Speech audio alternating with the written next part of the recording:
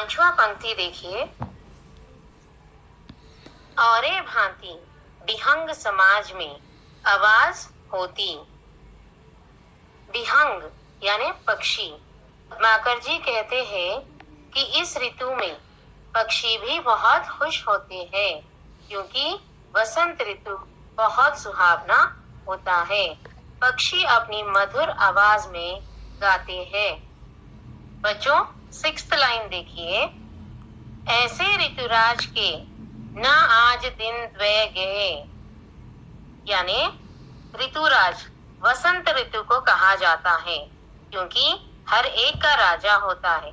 जैसे सब्जियों का राजा होता है बैंगन और फलों का राजा आम, उसी प्रकार ऋतुओं का राजा वसंत है। तो पद्माकर जी कहते हैं कि इस ऋतुराज वसंत ने इतने सुहावने दिन हमें दिए हैं। 7वां पंक्ति है। औरे रस, औरे रीति, औरे राग, औरे रंग। रस यानी आनंद।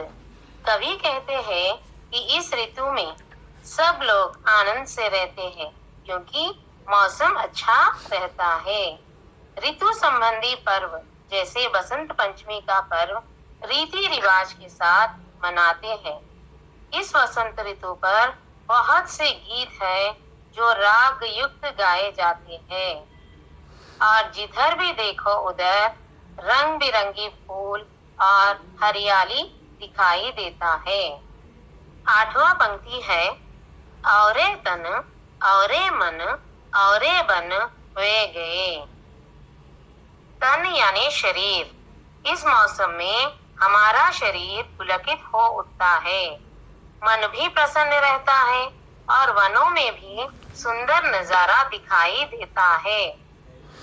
तो कवि कहते हैं कि ऐसे ऋतुराज के दिनों का वर्णन शब्दों द्वारा संभव नहीं है।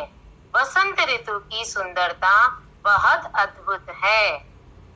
तो बच्चों, अब हम इन 4 पंक्तियों का पुनरावृत्ति करेंगे।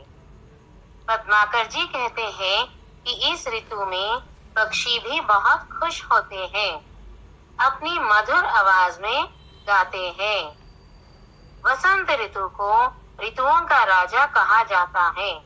तो पद्माकर जी कहते हैं कि इस ऋतुराज वसंत ने कितने सुहावने दिन हमें दिए हैं। कवि कहते हैं कि इस ऋतु में सब लोग आनंद से रहते हैं, क्योंकि मौसम अच्छा रहता है। और ऋतु संबंधी पर्व जैसे बसंत पंचमी का पर्व है, वो बहुत रीति रिवाज के साथ मनाते हैं।